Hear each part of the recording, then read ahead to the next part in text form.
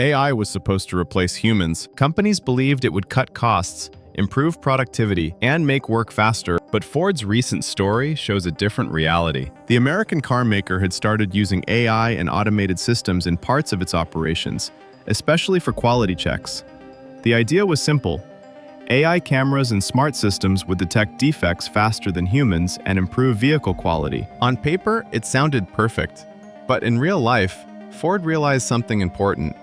AI can detect patterns, but it cannot replace decades of human experience.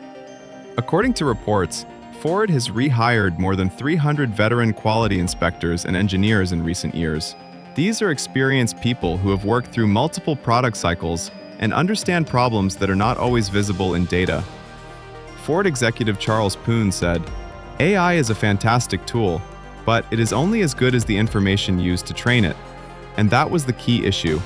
When experienced engineers left, their knowledge did not fully become part of Ford's AI systems, so the company needed them back, not just to inspect cars, but to train AI, guide younger workers, and improve quality from the ground up.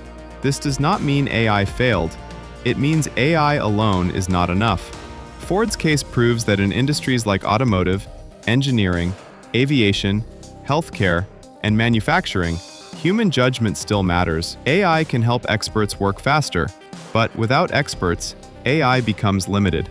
So the real future may not be AI replacing humans. The real future is AI working with experienced humans. And sometimes, to make machines smarter, you first need the people who understand the work best.